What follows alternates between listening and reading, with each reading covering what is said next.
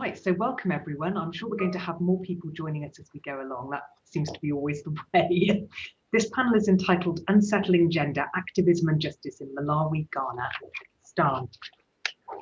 It brings together diverse examples of female organising in Malawi, Ghana and Pakistan to explore what can be learned from different fights for gender justice, or at least that's what we thought it did when we wrote the panel abstract.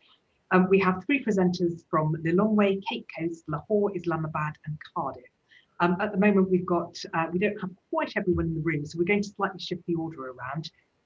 First, we're going to have Aisha and Faria presenting Digital Technology, Unsettling the Civil Space for Women's Access to Justice Against Violence, survey evidence from Punjab.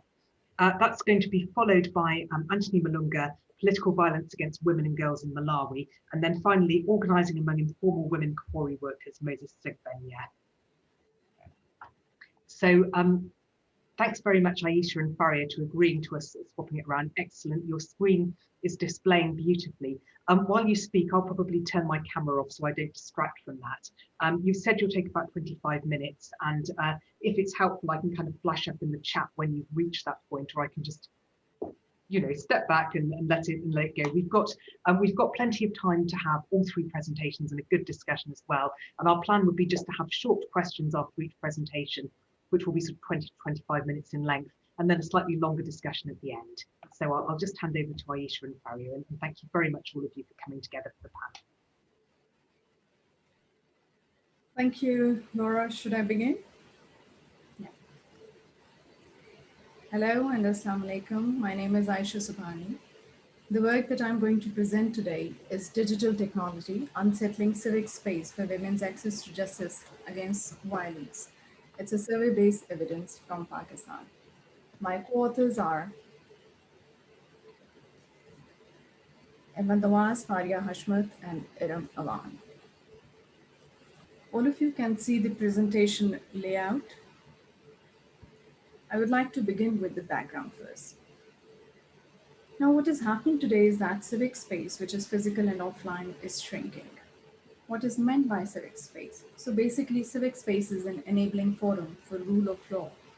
It's the kind of space that should allow ease of access to communicate with government or respective bodies for a certain course of action.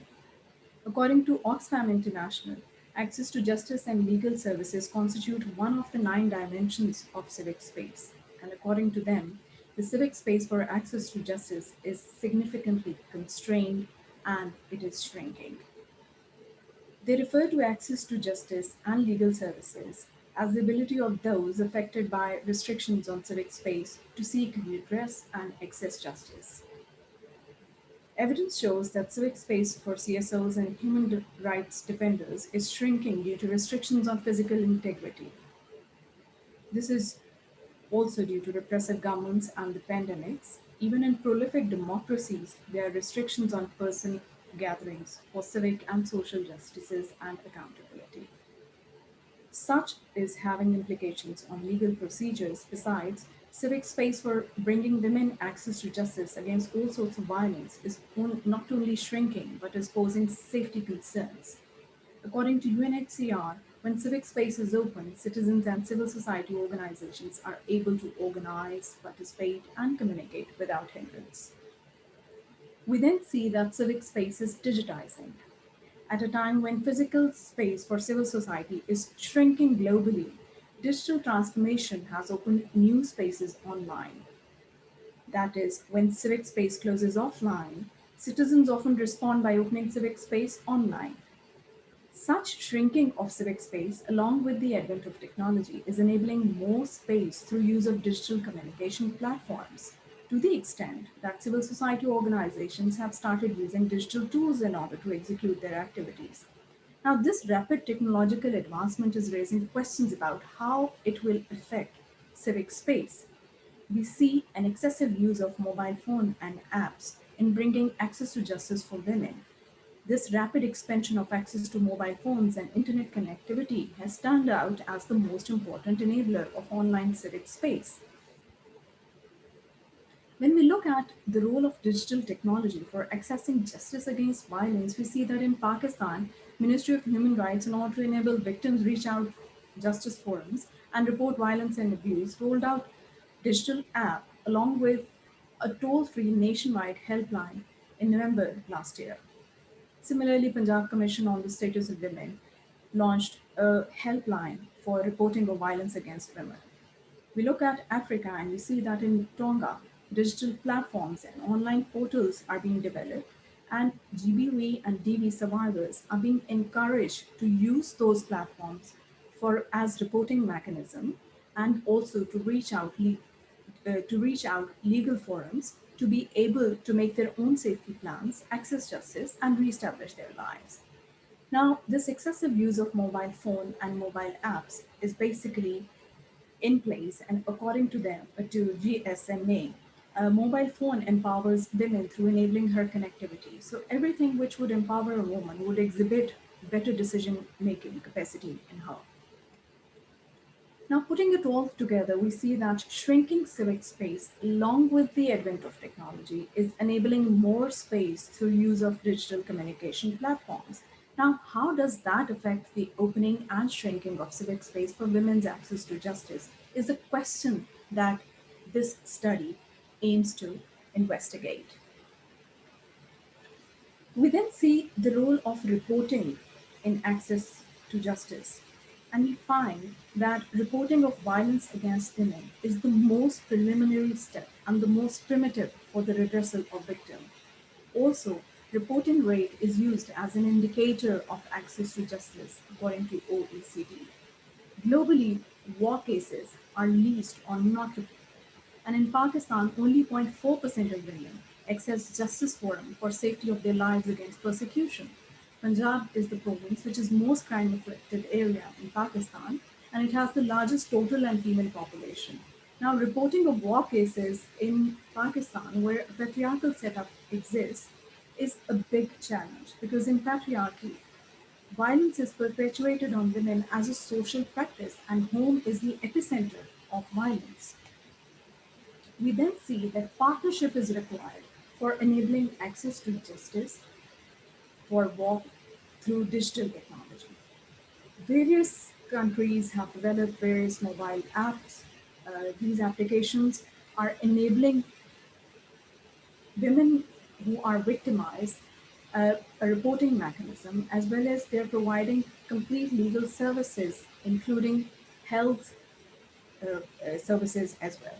Now, Hum Kadam in Pakistan, Helpline 1099 in Pakistan, and Be Safe in Montenegro. These are some of the few apps which have been developed in order to support DV survivors to access reporting mechanism and legal services. Now, all these have been developed in partnership and collaboration with international development partners, NGOs, health, technology, and legal experts. No earlier empirical evidence till date exists on the impact of digital technology in opening civic space for women's access to justice against violence in Punjab, Pakistan. And this is what this particular study aims to address. It further incorporates the role of disproportionate social powers, societal prejudices, given patriarchal setup in Pakistan, where women's decision-making capacity is jeopardized, especially with regards to reaching out for justice. The study further incorporates policy implications of the results on SDG 16 and 17, which is about access to justice and partnership, given disproportionate social powers. The study further includes women and girls, irrespective of their marital status, but those who have been victimized. In light of our research objectives, the main research question is, does digital technology open civic space for women to access justice against violence amidst disproportionate social powers? In particular, it looks at three dimensions. That is, to what extent A, does access to mobile phone, B, does access to mass media, 3, does access to internet open civic space for women to report to law enforcement, as access to justice is measured by reporting to law enforcement. Furthermore, what are the policy implications amidst disproportionate social powers and towards SDG 16 and 17? I'm going to skip literature review with this one basic comment that in low and middle income countries, no or least evidence is found. Particularly in Punjab, there exists no such evidence which sees the impact of digital technology on enabling access to justice for violence victims. We've used logistic regression in order to estimate the impact of digital technology on the likelihood of opening civic space for women's access to justice. Now, women's access to justice is measured by reporting of crime to police by the victimized woman, and a variable leading to high likelihood of reporting would imply the same enabling more civic space for accessing justice. Descriptive analysis shows that 16% of women, victimized women, reported. Table 2 shows that 40% of the victimized women owned mobile phone, which is one of the independent variables. Table 3 shows that another independent variable ever used internet. There are only 5% of women who ever used internet. We then see that frequency of watching TV for victimized women is almost every day for majority. Similarly, for majority of victimized women, frequency of listening to radio and reading newspaper is not at all. We then come to empirical analysis and discussion. Now, we have run 5 regressions. Our dependent variable is reporting by victimized woman as a dichotomous variable, yes or no. There are 3 independent variables: mobile ownership by victimized women in yes or no, use of mass media including broadcast and paper, and use of internet by victimized women. Highlighted numbers in the table represent significant variables. We first look at equation 1 and equation 2. Equation 1 shows that mobile ownership is highly significant and increases the likelihood of reporting by victimized women, whereas the use of mass media and internet are insignificant. Now we discuss the justification of our results. Reports by GSM show that owning mobile phone brings women more connectivity to reach out forums for their protection and safety. 90% of women in low and middle income countries who keep mobile phones feel safer and empowered due to being able to reach out, connect, and communicate with authorities. According to Oxfam, enabling access to justice implies opening civic space for access to justice. Moreover, civic space is the kind of space that should allow ease of access to communicate with government or respective bodies for a certain course of action, and in our case, for accessing justice against violence. Now, in light of our results and earlier evidence, we can thus conclude that owning mobile phone leads to by increasing the likelihood of reporting by victimized women, enables her access to justice, hence it opens civic space for the woman to access justice against violence. Evidence also shows that technology has the power to connect people, and use of technology is allowing access to justice. And mobile is the dominant form of digital technology which is used in Pakistan. There are certain apps, for example, one of the mobile apps, Be Safe, is allowing violence victims access to forums for their protection in Montenegro. Similarly, various mobile applications are enabling GBV affected women access to law enforcement, medical assistance, and counseling services. Now, mobile phones today have proved to be the most important enabler of online civic space, hence the justification for our results. We then look at equation 2. Equation 2 is an extension of equation 1 while controlling for individual and household characteristics of the victimized woman. Results show that owning mobile phones significantly increases the likelihood of reporting violence by victimized women while controlling for the victim's individual and household characteristics, which include age, education, wealth, household size, dependent children, and marriage duration. All these are empowering factors. So whatever empower a woman would exhibit better decision-making capacity in her. We found that age, education, and larger household size has positive effect, while wealth and dependent children has a negative effect on the likelihood of reporting by victimized women. Wealth is basically, as the evidence also shows, that wealth is a protective asset and it builds resilience of the victimized woman to cope with adverse circumstances. So instead of reporting to law enforcement, she tries to capitalize on her available resources and move on in life. Next, we look at equation 3 and equation 4. Equation 3 is an extension of equation 2 while further controlling for violence justifying attitudes of both men and women. Results show that, again, owning mobile phones significantly increases the likelihood of reporting violence by victimized women. Results further show that a woman's attitude towards violence are insignificant, but a man's attitudes towards violence are not only highly significant, but it results in victimized women not reporting to the law enforcement agency, and it reduces the likelihood of that. Now, why is that? Empirical evidence shows that since Pakistan is predominantly a patriarchal society, patriarchy causes abuse of women. It necessitates violence for its existence. It engenders power and control, male dominance, and subjugation of women to men, thereby overruling woman's decision to safeguard her life. In patriarchal setup as exists in Pakistan, men use violence as a social mechanism to exercise control over the women, while women internalize violence and remain subordinated. And this thing perpetuates as all forms of violence ensure compliance of women. Eventually, as a psychological outcome of violence, the victimized woman develops learned helplessness and powerlessness to break free from victimhood and therefore does not reach out for justice. We then look at equation 4. Equation 4 is the further extension of equation 3 while controlling further for harassment and discrimination that exists in the society. Results again show that owning mobile phone is significantly contributing to increased likelihood of reporting violence by victimized women. The results further show that harassment and discrimination significantly recede the likelihood of victimized women to report to law enforcement and reach out for justice. Now, why is that?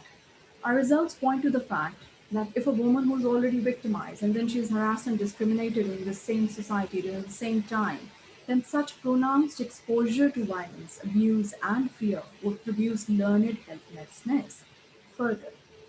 And under such, the harassed, discriminated, already victimized woman would make no effort to cut herself off from vicious persecution, and therefore she does not reach out for justice and hence does not report the crime to police. And harassment and discrimination becomes a significant factor. Evidence also shows that patriarchal biases and societal prejudices impede a woman's access to justice. And it is this patriarchal ideology which is the dominant factor of women's discrimination.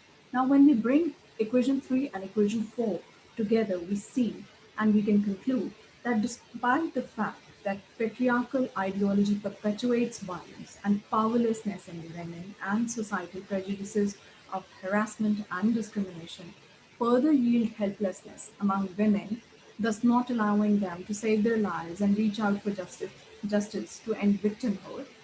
Yet, owning mobile phone enables women to access justice.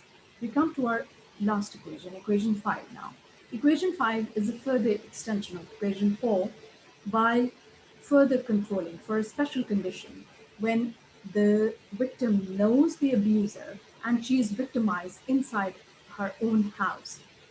Results again show that owning mobile phones significantly increases the likelihood of reporting violence by victimized women. Results further show that if the victim is victimized inside her house, that is, assault place is her own house, and she knows the perpetrator, then it significantly recedes the likelihood that she would access justice. Now, when we look at empirical evidence to justify our results, we see that in patriarchy, because we're talking about Pakistani data and situation that exists here, we see that in our society, given the patriarchal structure, Home is where a woman is most unsecure, and home is the epicenter of violence. And women who experience domestic violence, almost 50% of them do not respond in any way, and they suffer silently. Evidence also shows that majority of violence is perpetuated at home and it goes undisclosed and unreported to police, even in surveys, due to privacy concerns and many other concerns. Women abused at home by their partners are less likely to report, and home is not always a safe haven. Particularly during pandemics, this situation aggravated. Now, putting our analysis together, we come to this conclusion that owning mobile phone enables civic space for women to access justice against violence. Results further reveal that in patriarchal setup, where on one hand woman tends to follow a man's perception of treating a woman, with decision to her life safety being overruled by the violence justifying attitudes of the male, on the other hand, woman through mobile phone gets the very space required to reach out for justice and to institutional mechanism for redressal. Besides, even if she knows the perpetrator and her own house is the assault place, and she gets further intimidated by harassment and discrimination, which inhibit her decision to end victimhood, digital technology, and particularly owning mobile phone, goes out to empowering her while closing space for perpetrators' impunity. Now, this has direct policy implications with regards to SDG 16 and 17. When we look at real life, we see that there has been a rapid surge in the use of digital technology, especially mobile apps, in order to particularly enable women to report the incessantly increasing domestic violence cases in COVID times. Now, when we look how these mobile apps have been put together, we see that all these apps have been developed in collaboration and partnership with respective stakeholders. Therefore, owning mobile phone provides women a platform to access justice. In the end, we conclude that from the notion of providing connectivity, digital technology has rendered itself to altering civic space available to women for accessing justice against violence. And owning mobile phones open the civic space for women to access justice. Coming to the policy implications of our findings, we see that there is a need to allow women to access mobile phones at low prices and at grassroots level because there is poverty in Pakistan and we fall in low and middle income countries. We further see that there is a need to use mobile phone apps to change attitudes towards violence of both men and women, and that could be done through partnership and collaboration of government with mobile app developers, technology experts, legal experts, law enforcement agencies, NGOs, CSOs, and international development partners to design awareness content publicly accessible on digital communication platforms, particularly through mobile apps. Plus, more awareness campaigns to keep homes safe and to keep society safe for women can be initiated and launched through mobile apps. Furthermore, there is a need to have user-friendly apps because there is low literacy rate in Pakistan, and there is a need to promote education on using these mobile apps. Furthermore, we can collaborate and do partnerships with medical and psychological health centers in order to enable women cope with learned helplessness as an outcome of violence, harassment, and discrimination. In the end, the future line of inquiry. Now, our study focused on the demand side of justice. There is a need to study the impact of digital technology on the supply side of justice against violence. Similarly, there can be a study on the effectiveness of these mobile apps addressing war cases with regards to data security for the victim also. With that, we come to the end of our presentation. I thank you very much. The house is open for question and answers. Thank you. Right, thanks very much, Aisha, and your co-authors. That was really interesting. There's so much to take in, some very challenging concepts. So and perfect timekeeping. We've got some time for immediate questions of clarification before we move on to the next paper. Unfortunately, one of our paper presenters, Moses Segbenya, has dropped out due to a family emergency. So that gives us a little bit more time for discussion at the end. And we might also finish early because otherwise it's quite a long day, but we'll see how we go. So are there any immediate questions if you want to come on mic or put it in the chat?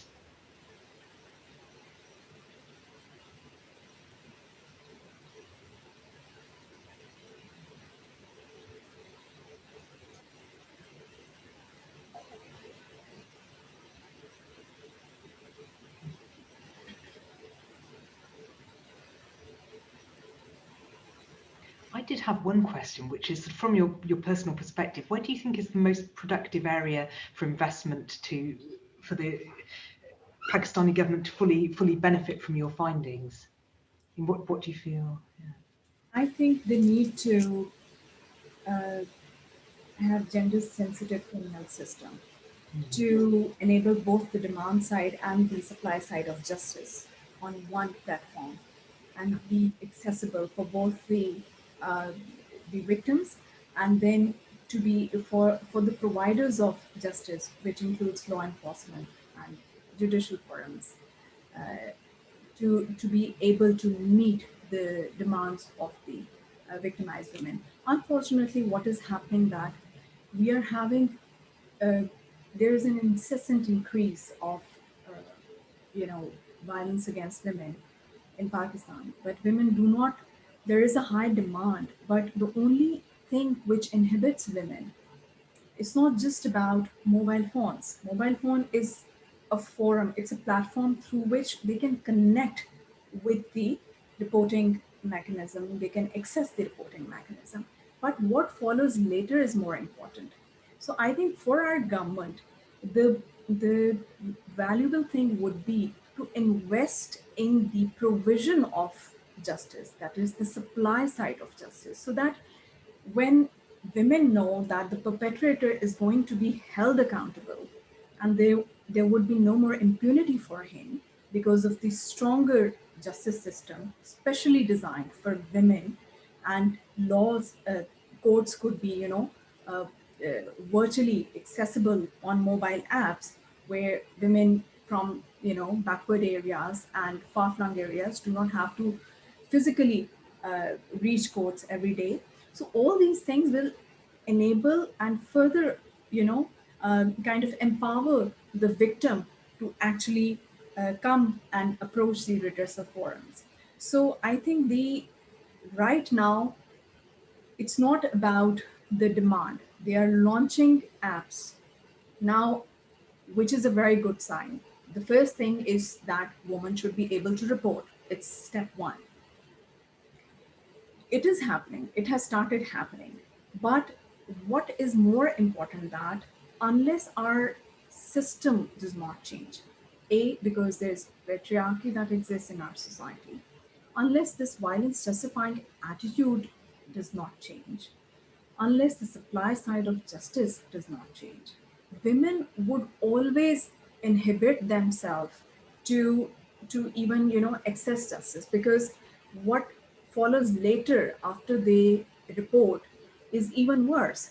They feel shame, they feel humiliation, they're insulted, they feel harassment, and they're discriminated, they're raised, they're pointed fingers at. So all this, really discourages her and allows the perpetrator to, continue to keep enjoying impunity. So I think our government really and international development partners really need to launch such awareness campaigns to change the societal or violence justifying attitudes, and we can use mobile apps for that particular matter and digital platforms, and b, uh, ensure the supply side of justice to women. Make use of mobile apps, make virtual courts, and strengthen the system. Gender sensitize the system. Yeah. That's incredibly resonant, because I was thinking as you were speaking, those of you based in the UK will know that there's recently been a report published on rape prosecution, and obviously it flags problems of underreporting, but far greater than that is the problems of the sort of infinitesimally small number of cases that are actually prosecuted when people report. So I mean, as you say, why would anyone go through the trauma of reporting, the trauma of being sort of, in a sense, put in the spotlight in that way, when there's no guarantee of a positive outcome? So I mean, I do very much see that reporting is really only the sort of the first, the prologue to the story, not even the first chapter. So, yeah. If there aren't any other questions at this stage, I think we'll probably move on to the next speaker, Anthony Malunga, whom I'm hoping is now sort of resolved with his internet, etc. And then we can come back for questions collectively.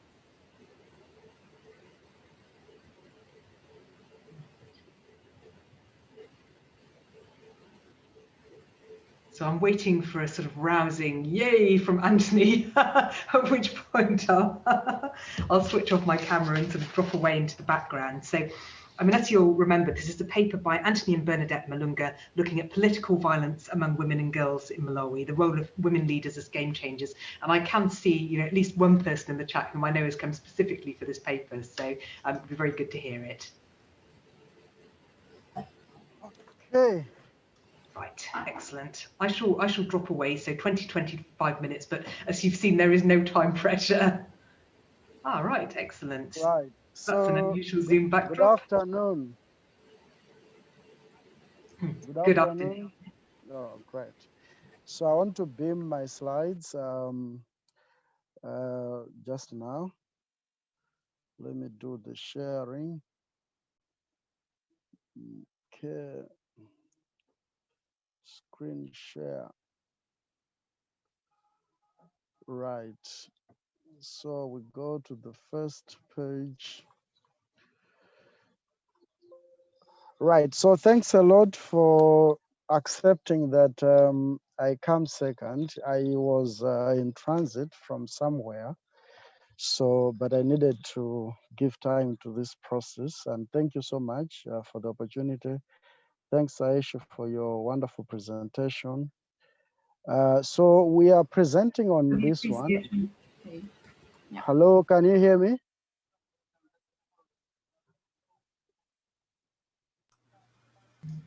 Can you hear me? Very clearly. Okay, so can I, maybe now I can put off the camera because my internet requires. Yep, that's fine. It's good to see you at the start, but we can presumably Amanda can move the slides for you. Okay, good. I'm afraid you'll have to move your own slides. I don't have access to those. Okay. But you can have your camera off.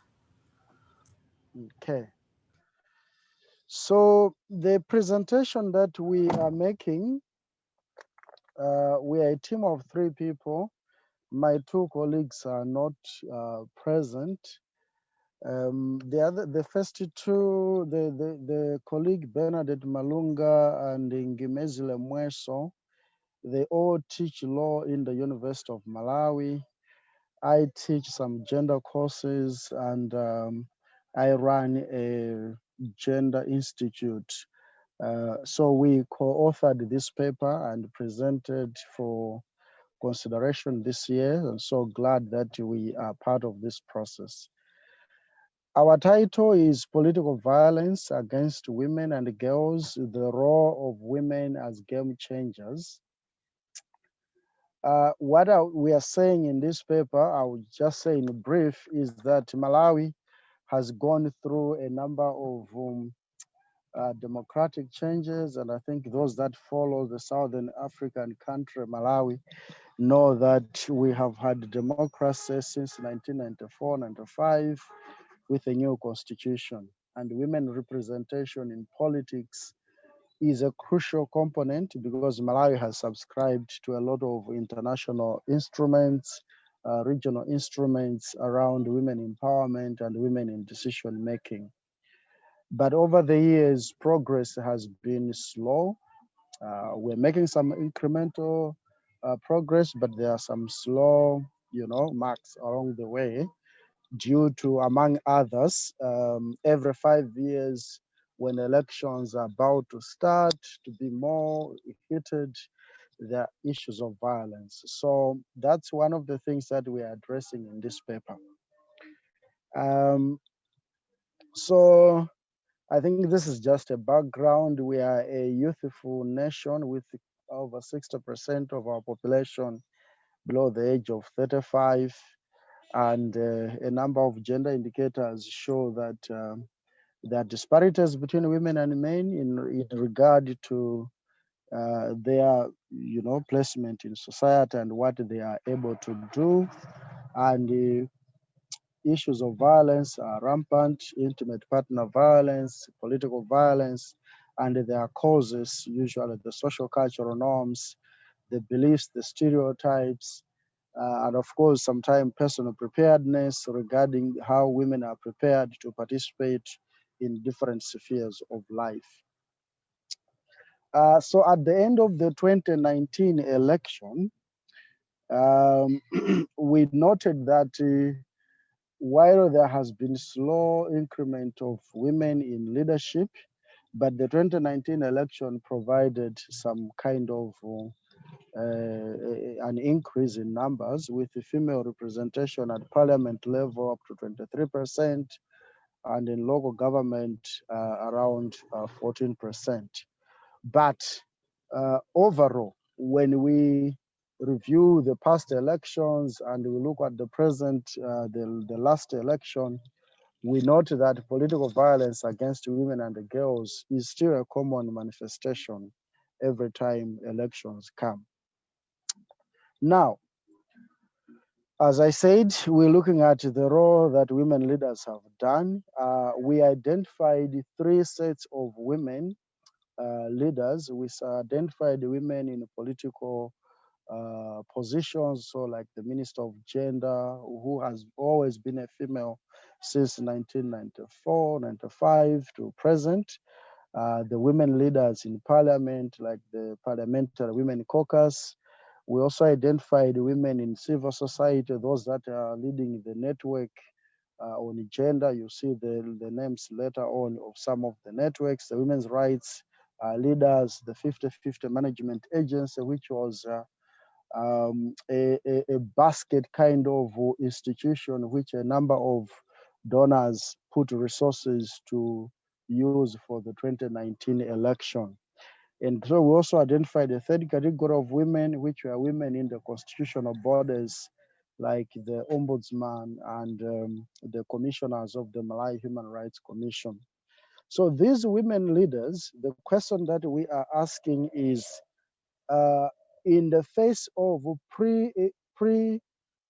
pre-election violence, during election and post-electoral violence, what role did they play? And based on that role, whether they qualify to be called game changers of some kind. And so we'll be serving some of the incidences of violence that happened and how they responded. And then at the end, we'll be saying, how did that type of response, qualify them to be game changers or not?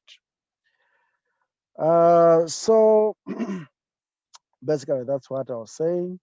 Now, I would start by saying that we know that almost all democracies, VAWE is actually one of the effects. It's not only in Malawi. I think we read a number of African and even other countries outside Africa where issues of violence are still rampant. Violence often have been used as a tool to undermine the participation of various candidates, either as voters, as election officials, as observers, etc. That has been a tool because it's an issue of power. People are fighting for power, and so violence has been associated with elections. Now, from what we have read and for what we know, working in the gender sector for a number of years in Malawi, addressing violence quite obviously requires, a number of actors and individuals to, hold hands and work together. But looking at what women can do we are saying that women leaders are very critical because they actually provide a force and influence in the effort, especially if it is the violence against women in elections, and especially during the time of elections. So the other point that we are saying here is we're interrogating the contribution and how they emerged as game changers or not game changers. So this I had already said. This paper is largely desk review, okay, based, but also we interviewed key informants where we selected the set of women categories that I mentioned, that women in political leaders, we had talked to 3, women leading NGOs, the networks of women leaders, we talked to 4, and women heading constitutional bodies, we talked to 3. But from the literature about Malawi, there's not so much written and recorded around women leaders as game changers. And so we took this concept and relied on external literature from elsewhere, but then applied it to the context of Malawi. We start by showing what type of violence against women in elections incidences have been common in Malawi. So for example, Afrobarometer is a regional survey institution that usually do surveys across Africa around various social and political issues. They mentioned about Malawi that in the 2019 election, as opposed to 2017 elections,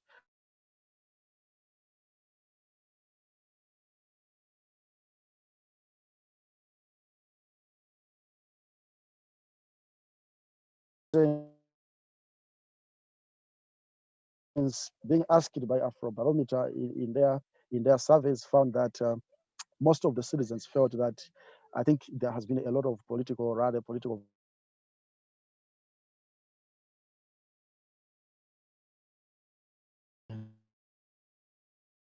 at present. So this is one background, but this is one of the main source. Violence against women was also reported where women were being threatened, were being attacked, were being harassed.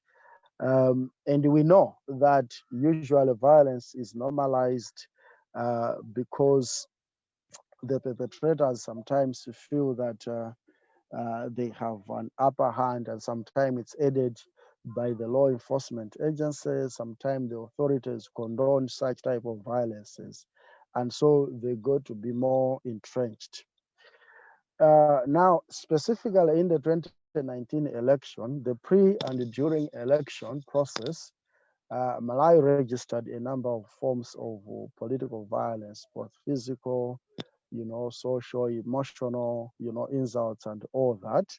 And from our assessment, these sets of violence were actually meant to silence women individuals because either they were a threat in the political, campaigning process, but also just because they want to put women within their domestic spheres. So in the primary elections, for example, women faced a number of threats, a number of harassment, a number of intimidations, and these affected them. So one example we are giving is the 50/50 Management Agency, which reported that just within the pre and election, they had handled about 30 complaints relating to primary elections just towards the election.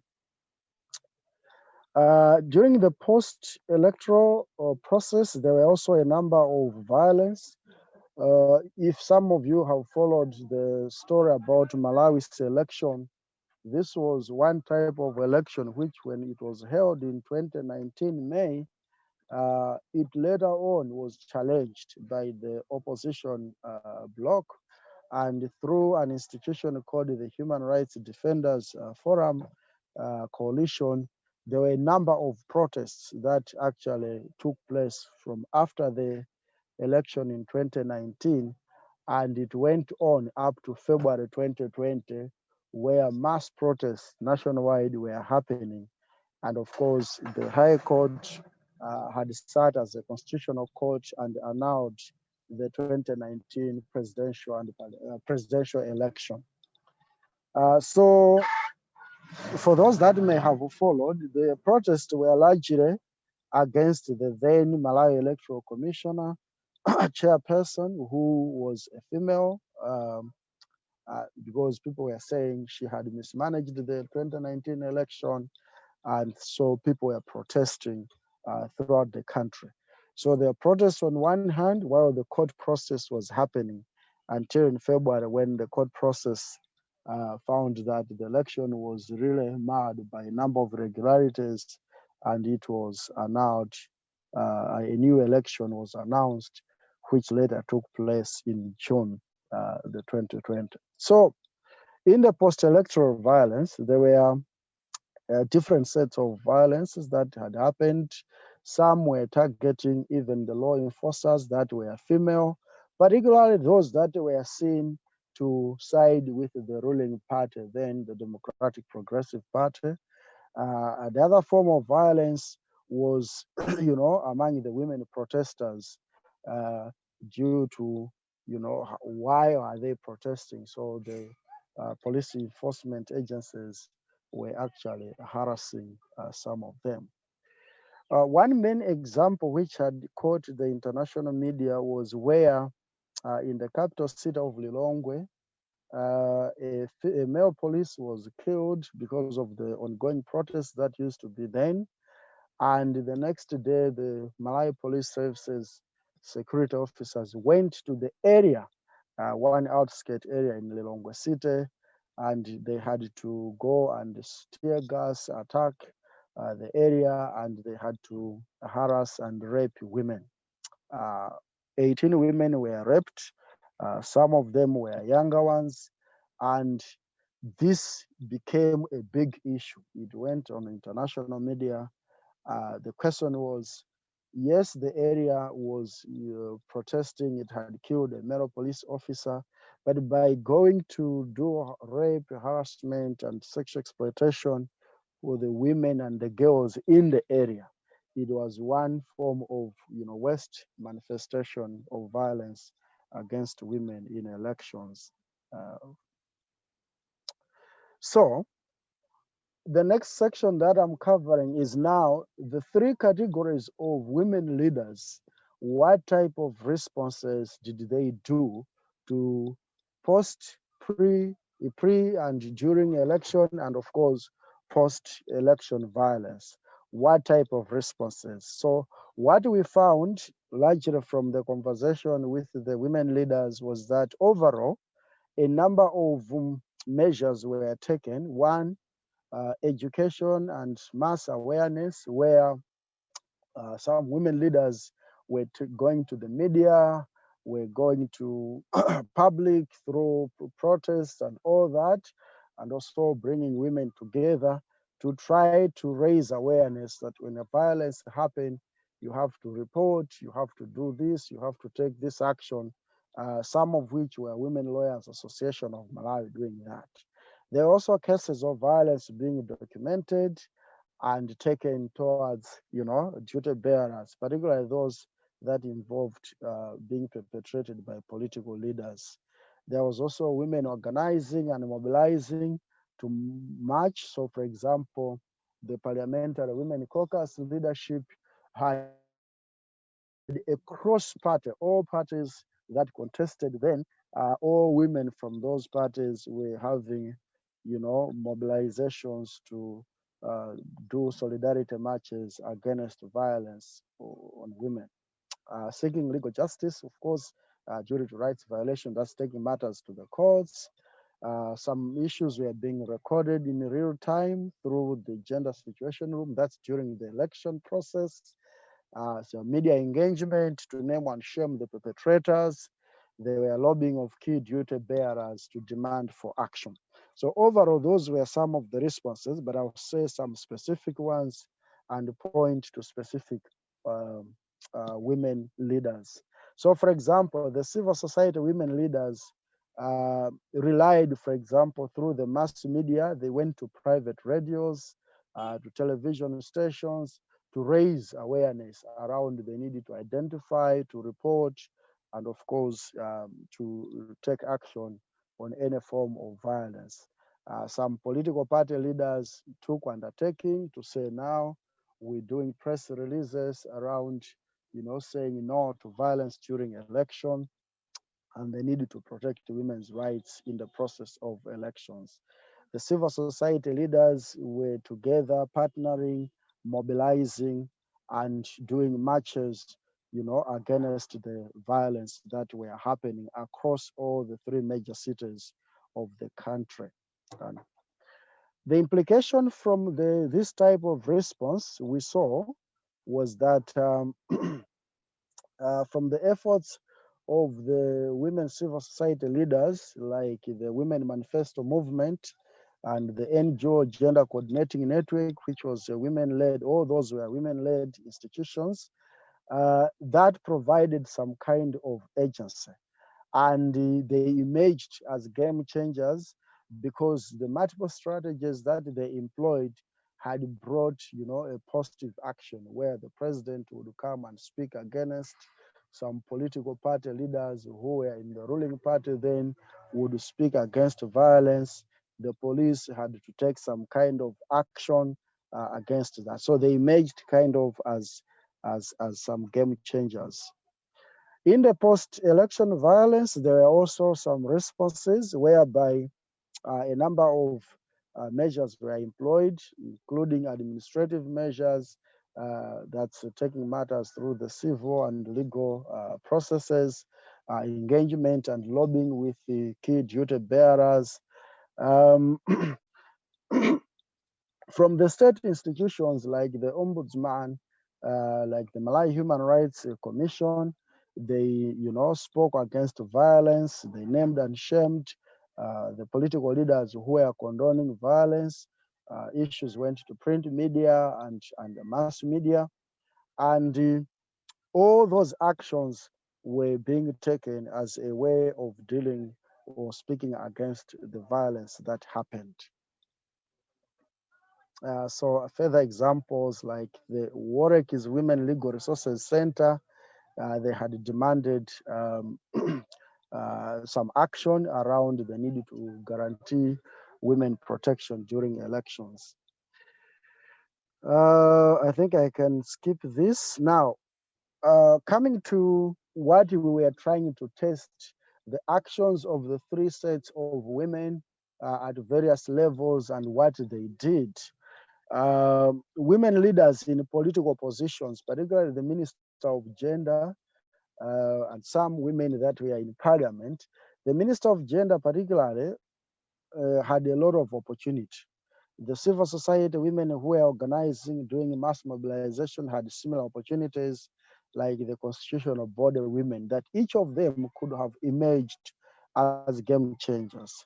But from our analysis of the conversation we had and the literature and the experiential data that we engaged with, because we are part and parcel of all this selection process, the women leaders in the political positions did not necessarily emerge as game changers, particularly the Minister of Gender, who was a female. Uh, she was kind of siding, and protecting her position because she only would issue some, statements, because ideally she couldn't, do as much as what would have expected a Minister of Gender would do in recognition of the Gender Equality Act, the constitutional rights around women's rights, and all that. They didn't do a lot of condemning. Um, they didn't take a lot of action because there were conflict of interest due to their political position. Women leaders in the constitutional bodies, they came out as some game changers, but to an extent, because their roles also depended on the government. So the Ombudsman office gets to be supported by the government. The office of the Malawi Human Rights Commission, as commissioners, they're also supported by government. Yes, they would do naming and shaming, doing investigation, but their emergence as game changers was not, to a bigger extent. What came out clear as game changers were the women who were in the civil society because they had enough, space to do their civic mobilization. They employed a number of strategies. They exercised the collective agency.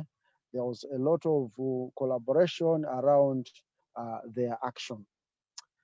Our conclusion from the analysis of a number of violent settings that were happening, the responses that was there, is that I think as a country, Malawi, the way our women are treated, in various spheres of life is kind of, they are undermined. And so even in the political life, there is need that women should be respected, and addressing violence is one of them. So we note that some women didn't qualify as game changers. Some did, as we said, but there are issues that are constraining them, either because there are political, conflicts, maybe non-responsiveness of duty bearers. So like the Malawi Human Rights Commission and the Ombudsman Office, their determinations that they had taken around the political violence that happened in Lilongwe, where 18 women were raped. It took so long, for the action from government to happen. So there are some limitations. And I think it is the women in the civil society that have a lot of space to be able to influence and be able to demonstrate the game changer concept. What to an extent that how the choices that they make, the environment they are operating, can actually determine whether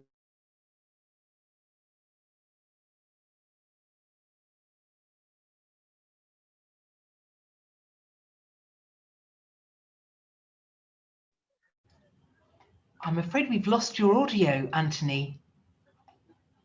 hello.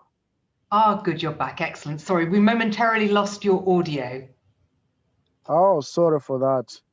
But I think I was at the conclusion, and I mentioned that I think the idea of a game changer is a good concept, yes, but for it to be applicable, particularly for women leaders who are addressing violence, it's the choices, the opportunities that they have, the enabling environment they are working in, and of course, the management of personal and political interests that are there. I think that's how we conclude. Thank you. Right, so Aisha's jumped straight into the chat with a question. Has the situation improved in Malawi today to allow significant game changing? Is that how you would have put it, Aisha?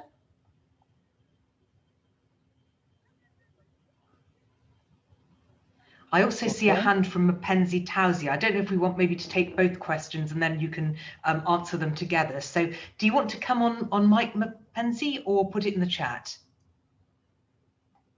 Excellent. Hi, Laura. Hello.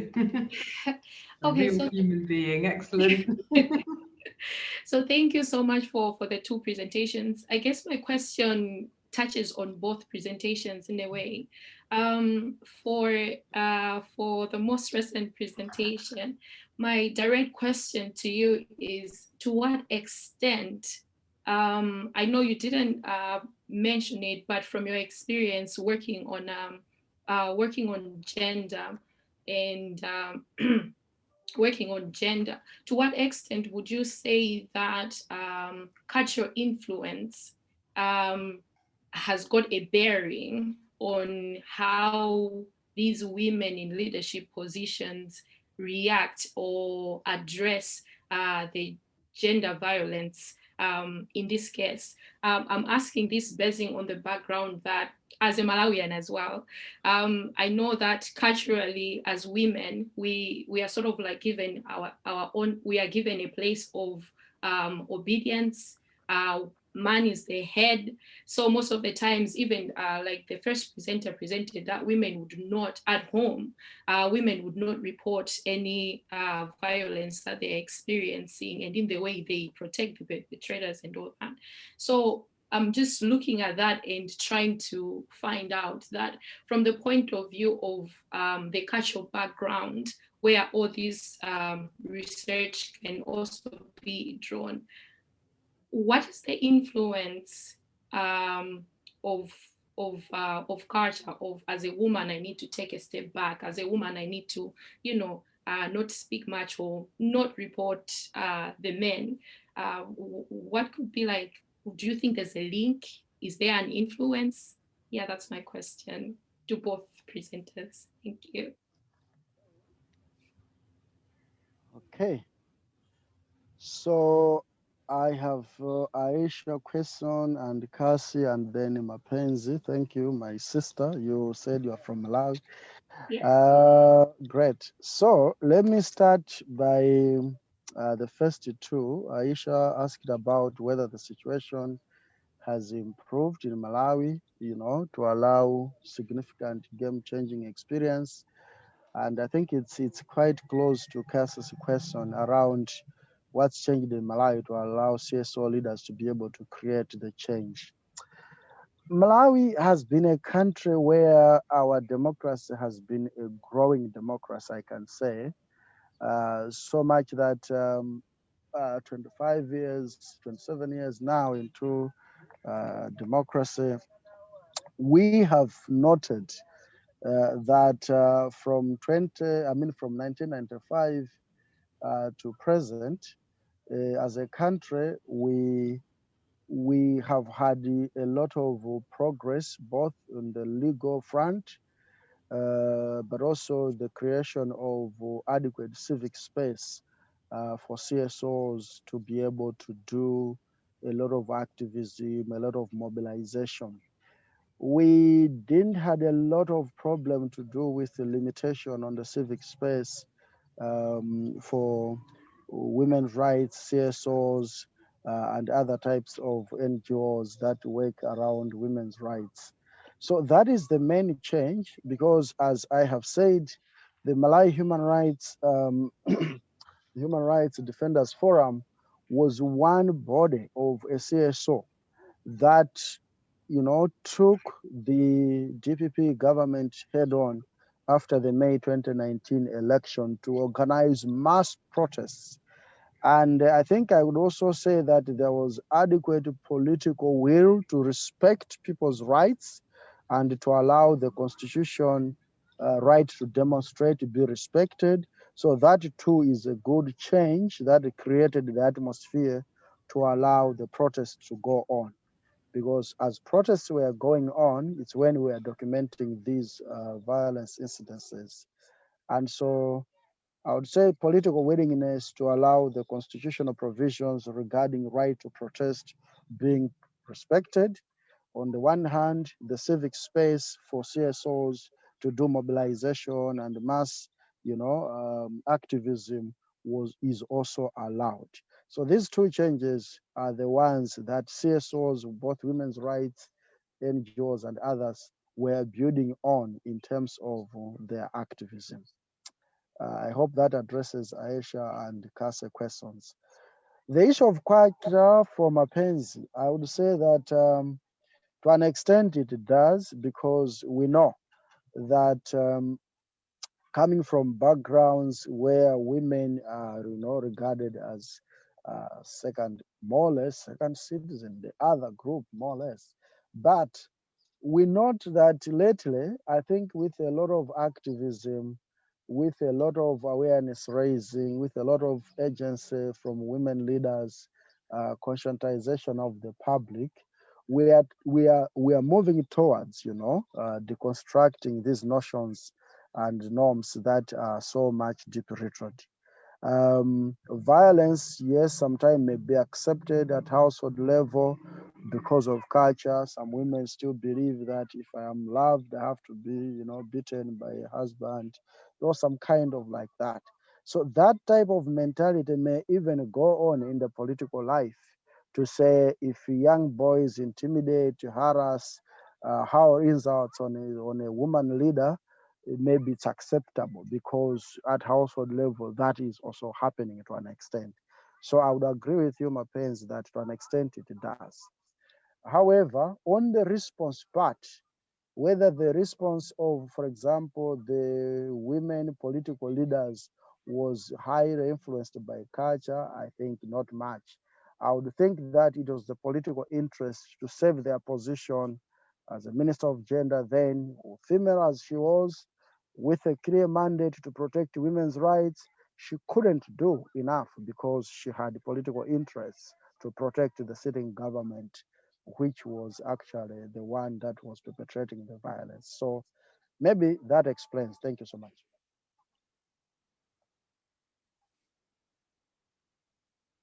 Over. Well, that was a very clear and thoughtful explanation. The question was also posed to Aisha. I don't know if you'd like to talk about recent changes in civic space that might enable more activism. I know your paper wasn't specifically focused on the role of women leaders.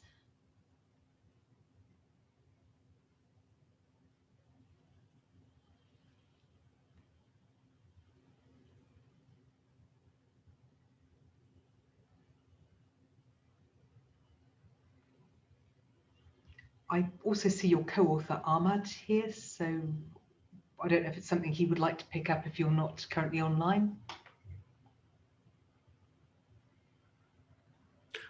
Yeah, Laura, can you hear me? Yes, I can, very clearly, yeah. Okay, that's great. Yeah.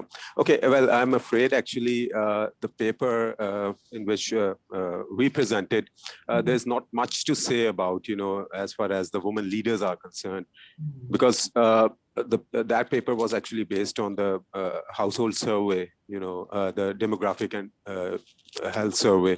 So it's basically it's basically a mixed sort of representation, which is of course representative to the whole population, because it's these surveys are very much funded. But again, that specific question, whether we have that question in it, that women who work, but it's not whether they assume some sort of political position or not. So it's very difficult to say that to answer that question, whether the women who are working, they hold some sort of political position or a position of some influence or at the helm of affairs, that's very difficult to say. But again, the thing is that what we have observed during some focus group interviews as well, that cultural sort of thing, that holds true irrespective of whether women, they are very marginalized in terms of their income levels, in terms of their mobility in a society, and whether they are highly qualified and they are doing well-paid jobs even. That patriarchal mentality, that holds true. Even some of very interesting findings which we have come across is that the more a woman, they assume more empowered in terms of their financially empowered, or more influence in a society because of the fact that she probably is being married in high wealthy families. They tend to, they tend to more likely less report the violence, probably that is because of the fact, because they the materialistic aspects, probably they give more weight to them. So they probably, just accept the violence as well. So that is quite interesting, even women, they are very highly educated, and they and their household incomes are very high. Even they are subject to domestic violence and they don't report, So it is quite interesting, the patriarchy, the values and attitudes associated with it, it's a long shot. It's not gonna, eliminate overnight. And that is exactly the case in, the Anthony presented very well the Malawi case as well, that the variations between, depending on the women who hold their positions, I mean, the one who are in the parliament and the other ones who are in the law making offices, and the one with the who are in civic society, there are variations in terms of their efforts towards reducing the domestic violence because of their vested interests. The women who are in the parliament, of course, for all, nobody wants to hold relinquish the power. It's just like a political game. The vested interest comes in. So probably that is the case in our society as well. The leaders, the women leaders, or the influential women, probably they are not doing too much. Those who have the power to dictate terms, probably that is not coming from them. It is more the case like Malawi as well, that women activists who are a part of the civic societies, they probably are doing some effort. But again, it comes down to how much those efforts have been translated into the real policy implication that has to come from, the formal institutions, the women who are in the parliament, and, and of course, one important thing which I would also like to ask Anthony as well is that, because still in Malawi as well, 80% of the, parliament, and they are more dominated by males. So would they be, willing to relinquish their power, to gearing towards making those policies which leads towards reducing the domestic violence or violence against women in any form, How can women become more visible? They have visibilized their role, but what are the strategies for doing that? So if you could come back on that.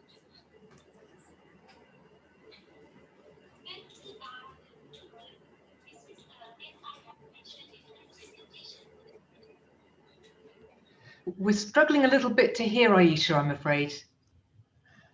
Can you hear me? Hello? Oh, yes, perfect now. I'm sorry. I think my connection was a bit poor. So I hope Dr. Ahmed has provided quite a good detailed account of what the situation is, and particularly to this query. If there is any further question, I would like to respond to that. Yeah.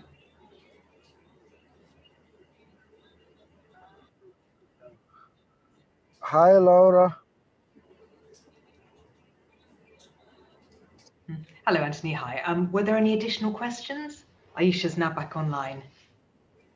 Yes, I think Ahmad asked a question around, would men in Malawi, especially the male parliamentarians, be able to allow space for women to exercise, their rights and enjoy their rights equally from a legal perspective, especially the laws in the parliament? Just to share one experience from Malawi is that a few years ago, when we were enacting the Gender Equality Act, towards the process of mobilizing for this particular bill, it happened that one of the clauses that was supposed to be included in the Gender Equality Act was about women quotas, quotas in parliament, so that there is substantive representation of women. Various suggestions on what type of quotas.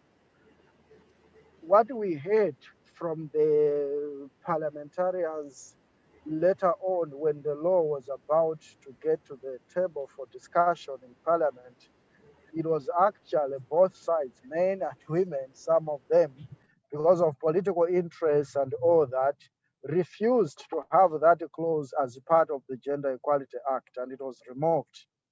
So that tells you how patriarchy plays itself, that sometimes it's both men and women, conniving even against a thing that would be more useful for women. And so some men may be willing at face value, but they may not really be genuinely so. And so just like some women are also in that same kind of regard. So it's a 50-50, I would say. But there is some kind of political will towards the same. Thank you. Over, Laura, to you. Thanks, Anthony. You're absolutely right, of course, that the weight shouldn't just fall on female leaders. I can see that Mapenzi's hand has gone up. I don't know if Aisha wants to share any, if Mapenzi should go first, or Aisha might want to share some comments on Anthony's question. I can ask my question. Maybe Aisha can address it together with Anthony. Excellent. Yeah. Okay, so my question is, it's a small question for Aisha. Thank you so much for the comprehensive analysis of your work, and with dealing with the kind of issues that you were looking at of violence, gender-based violence. Were there any findings that were surprising to you as a researcher, like the way against maybe the hypothesis or the literature review that you did, that when you found out you sort of like had to go back to the drawing board and try to understand why such a finding? And Anthony as well, when you come back on, just a simple question. One thing that I have noticed in Malawi right now is the proliferation of mobile phones and internet. Just trying to draw from Aisha's work. There's sort of like a lot of talk about what is happening in terms of politics in Malawi on social media. What could be the role of social media now, the way people are talking about issues, including the women that were raped and the way the issue went on social media? I know you mentioned something about mass media and all that. Has that had any influence in creating these game changers or forcing these political women leaders that would otherwise just take a back seat, but now that it is an issue that's being talked about everywhere across the nation, now you're finding that these women leaders are being forced to act on that? Do you think that the proliferation of social media and the internet has also brought in this opportunity for creating game changes? Yeah, thank you. All right, thank you for the appreciation. And well, talking about game changers through social media, I think, like you mentioned, there were quite many questions in your, this one big chunk of statement. So I would like to begin with the most imperative, which pertains to my work. Number one, was there any shocking thing for me? Fortunately or unfortunately, there wasn't any, because when you live in a society and when you face the reality, and then you look at figures and you look at numbers, although violence is least reported in developing countries, and particularly in Pakistan, where there's less literacy, less access to technology for women in particular, and most of women belong to very far-flung areas away from the developed city centers, and they don't have access to internet. But when you see that mobile phone is one platform which can provide a lot of opportunities for them, then you see that all that women need to do is harness that opportunity. Uh, it was interesting to see that uh, women now can access forums, and due to technological advancement or interventions by CSOs and other human rights activists in Pakistan, since women are actively involved in promoting efforts towards violence against women, in both in politics and outside in law circles also. So we were, it through mobile apps, uh, this could they can bring game changers through social media. Yes, they can. I think it would be an interesting study later on Because right now, what is happening, like you said, okay, is there any scope for that? The scope is there. It's just that we need to harness that because recently there was this case of Zenab uh, alert, uh, which has actually become a forum for redressal of violence. Now that Zainab was a young girl who went through sexual assault in a very remote area of Kasur, Pakistan.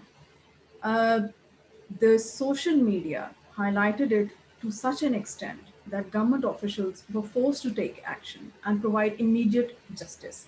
Otherwise, what is happening, which I mentioned earlier also to Laura, that we have the demand side, but we lack the supply side of it. So I think social media can provide a very good forum, and through these mobile apps, the supply side of justice could be strengthened. And once that, if that could be done, it would be such a huge game changer. And for that, I would mention that the responsibility lies on those women who are already sitting in the parliament. Responsibility also lies on those women who are already running human rights organization and representing Pakistan at international forums. Now they should try to promote the use of mobile phone apps. They should try to enable women have mobile phones. I mean, I think this should be like a very staple commodity for everyone, so that it is the connectivity. The first thing and the most interesting thing I would tell you that I had been observing that women who do not report, they actually are not, they don't report because of a lots of social pressures and prejudices. B, because they cannot connect themselves or reach out to forums. Now, mobile phone, men are afraid of providing phones to women because they know that then she has access to the entire world. So, this one instrument, one gadget, and this technology, it can offer wonderful opportunities. All that we need to do is like I'm doing here. I'm connecting, talking about it. So talk about it, reach out, communicate, and let and as a force, let others help you. And I think women should. It's all about taking the initiative. The opportunity is there, so we need to harness it. Any other question? Okay, so maybe from my end, just quickly, uh, I think whether there were surprises, not much, though on the constitutional bodies like the Ombudsman Office and the Malawi Human Rights Commission's office, I think to an extent that they were able to stand and be counted around the protection of women's rights, while they are constitutional bodies that, you know, that work, that expects the government to support them, was actually something positive for me. It shows how our democracy is growing, some independence of institutions. But obviously, for the political leadership in the Ministry of Gender, I think no surprises that they were kind of, had interest around their survival. For the women game changers, obviously, we have already said that the political space, the civic space is adequate to allow them do that.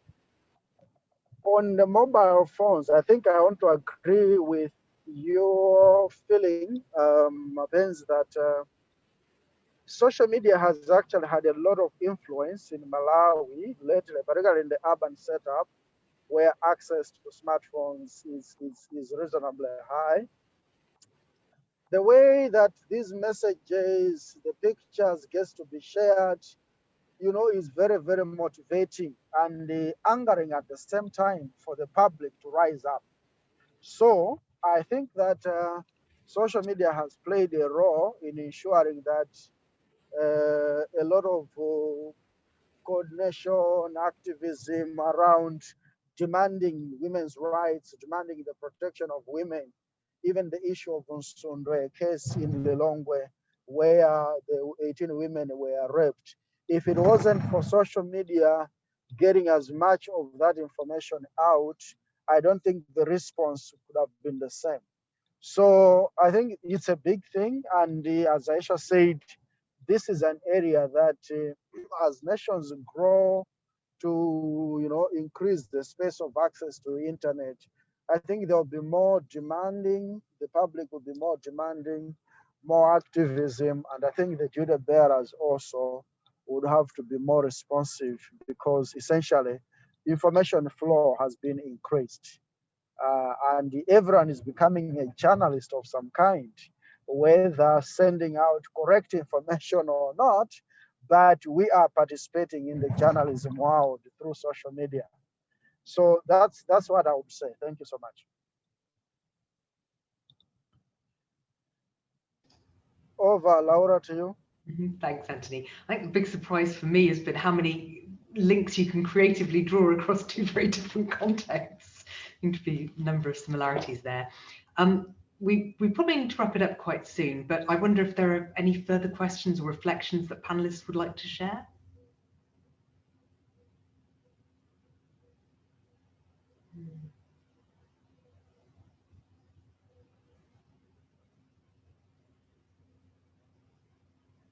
Well, then it probably just remains to thank you all for some excellent papers, really enjoyable, but quite a lot to digest. But well, the sessions are all being recorded, so you will be able to sort of re-watch them again if you want to get any of the detail. And then I would imagine we'll also see, certainly from Aisha and colleagues, a published paper quite soon.